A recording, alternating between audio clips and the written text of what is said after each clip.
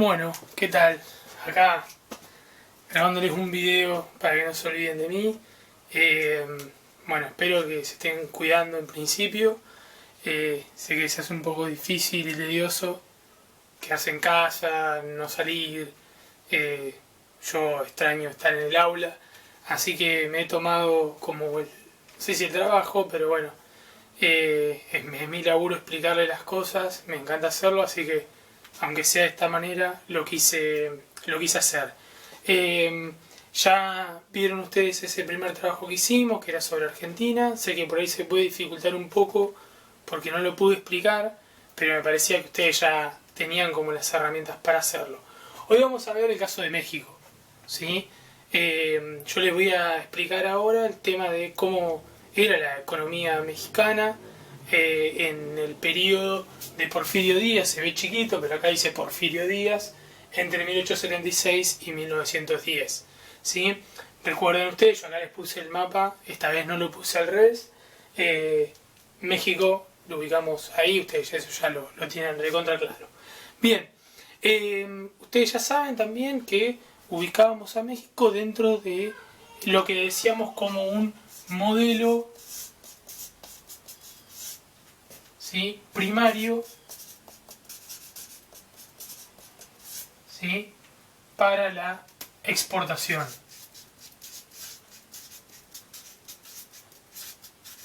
¿Sí? En ese modelo generalmente todos los países, Argentina, México y Brasil, que son los tres casos que vimos, que vamos a ver en realidad, van a tener que resolver tres problemas fundamentales. El primer problema es el de la tierra. ¿Sí? El otro problema, que ya lo habíamos visto también, es el problema del trabajo. ¿Sí? Y el tercer problema, el del capital. ¿Sí? Entonces, estos son, ¿sí?, los tres problemas que hay que resolver. ¿Cómo lo resuelve México en función de su economía agroexportadora? En primer lugar, México, dijimos, tiene una doble, ¿sí?, economía de exportación. ¿Por qué doble? Porque pertenecía a dos grupos de países. Por un lado era un gran exportador de productos minerales, tradición que ya tenía desde la colonia por el oro y la plata, pero se le van a añadir otros materiales minerales como el cobre, el zinc y el estaño, y se va a incorporar a el modelo de exportación de los países, diríamos, de productos tropicales o subtropicales, como lo habíamos visto. México fundamentalmente va a tener enequén, tabaco y café, ¿sí?, que son los productos de exportación masiva que va a tener México. Produce otros productos, sus campos producen otros productos, pero no son de exportación. En el caso de la tierra, México, años antes de 1876, que es cuando asume Porfirio Díaz, que es el gobierno que nosotros consideramos como el gobierno de la oligarquía liberal, digamos, ¿no? Es decir, dentro de esta era oligárquico-liberal. En el caso de la tierra, básicamente va a tener dos pautas: expropiación, se me acaba la tinta del marcador, y la concentración. ¿Sí? Antes del porfiriato va a haber una ley que se llama Ley Lerdo. ¿Sí? Hubo un presidente anterior que se llamaba Lerdo y sacó esta ley, ¿sí?, que permitía expropiar toda tierra que se considerara que no estuviera siendo productiva. Por lo tanto, ¿sí?, en realidad las tierras que más se expropiaron, es decir, que más se las quedó el Estado, ¿sí?, o sea, las expropiaba el Estado, eran las tierras de las comunidades indígenas, las tierras de los pueblos originarios, ¿sí?, que van a ser los grandes, diríamos, perdedores, por así decirlo, en este esquema, ¿sí? Al igual que en Argentina se dio mediante una vía muy sangrienta, que fue la denominada conquista del desierto, ¿sí? Que fue la exterminación de los pueblos originarios de las Pampas, la Patagonia y el norte. En el caso de México no se da necesariamente bajo un régimen, en estos años, ¿no? Bajo un régimen de brutalidad, en parte porque en México ya había habido una gran brutalidad en la conquista, sino mediante una expropiación y una expulsión de las tierras. Esas tierras, una vez expropiadas por el Estado, no se las quedaba el Estado, se las daba a grandes terratenientes, a grandes estancieros. Por lo tanto, la unidad productiva, es decir, el lugar en donde se van a producir la mayor cantidad de productos pecuarios o agropecuarios de exportación, son las denominadas haciendas. Que eran las haciendas eran grandes extensiones de tierra, ¿sí? Muy grandes extensiones de tierra que tenían un único dueño, pero que eran administradas segmentariamente, es decir, que eran administradas de manera parcializada por mayordomo, por encargados, etc. ¿Eso por qué era así? Entre otras cosas por la gran extensión, pero además porque las haciendas funcionaban casi como un mini estado. Es decir, tenían en su interior almacenes, tenían sus propias escuelas, sus propios centros sanitarios u hospitales y sobre todo tenían su propia policía privada. Y dentro de estas estancias también funcionaba una policía que el Estado de Porfirio Díaz había creado en particular, que llamaba los rurales. ¿Todo esto para qué? Para controlar y reprimir, para controlar a los trabajadores, a los campesinos trabajadores, indígenas trabajadores, y reprimirlos en caso de haber revueltas. Acá hay una diferenciación entre, ¿sí?, dos temas, y ya pasamos a este eje que es el del trabajo.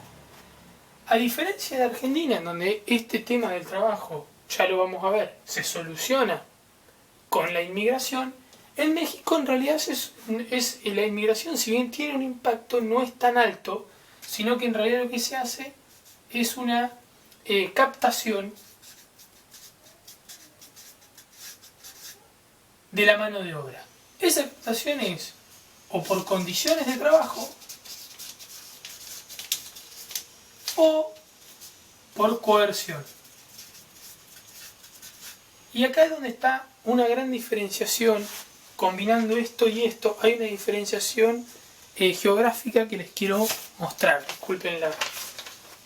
Este es el mapa de México. En el norte, ¿sí?, es decir, acá, en estos estados de acá, vamos a encontrar, ¿sí?, trabajadores, ¿sí?, rurales bien pagos, generalmente asalariados y sobre todo con condiciones relativamente dignas de trabajo. Digo relativamente dignas en diferencia a los otros que ahora lo vamos a ver.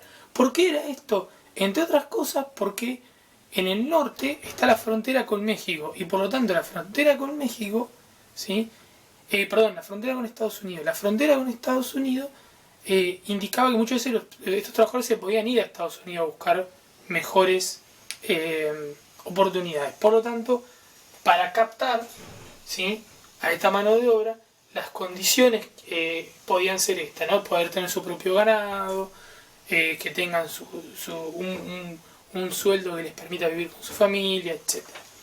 En el caso del sur, de esta región de acá, ¿sí?, la situación va a ser totalmente opuesta. ¿Por qué? Porque ahí sí va a funcionar este estado represor y controlador, ¿sí? Ahí sí la coerción va a ser el elemento fundamental. Y sobre todas las cosas, las condiciones, prácticamente no va a existir trabajo asalariado, es decir, trabajo pago por un salario.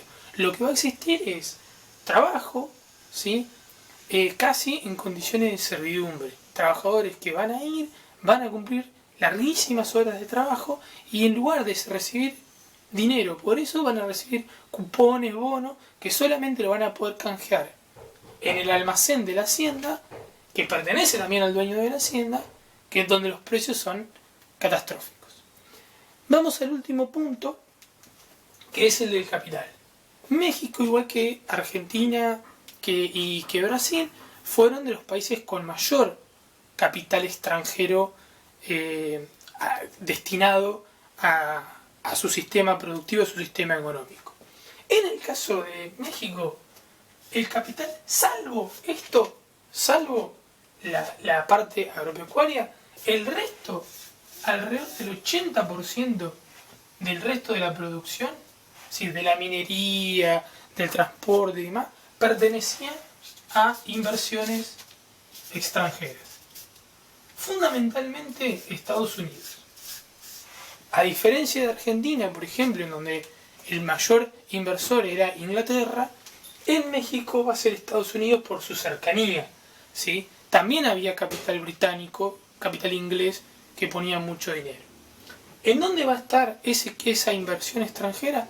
Básicamente en dos áreas: transporte y comunicaciones, telégrafo, ferrocarriles, la gran extensión de la red ferroviaria mexicana durante estos años, y en el sector minero. ¿Sí? En el sector minero particularmente porque a Estados Unidos le interesaba muchísimo controlar una gran fuente de energía que estaba en expansión en esos momentos, que es el petróleo. ¿Sí?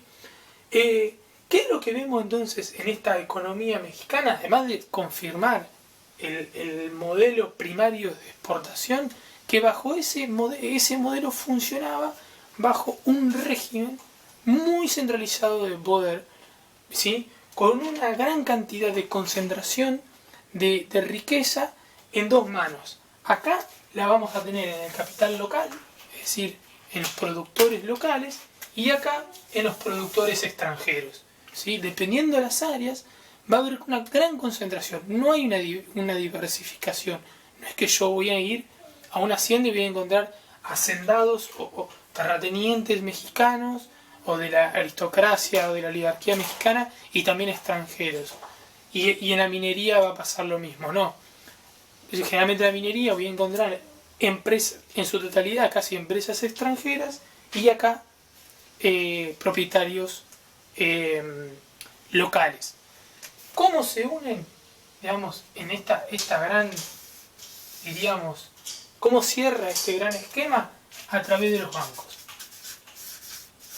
El sistema bancario también va a ser un sistema muy extranjerizado, en donde muchos van a colocar ahí sus inversiones. ¿Por qué? Porque es el lugar desde donde poder destinar hacia otros emprendimientos, por así decirlo, hacia otros instrumentos. ¿Sí? Bueno, hasta acá la parte económica del México de Porfirio Díaz, de 1876 a 1910. El video siguiente es sobre los aspectos políticos y sociales.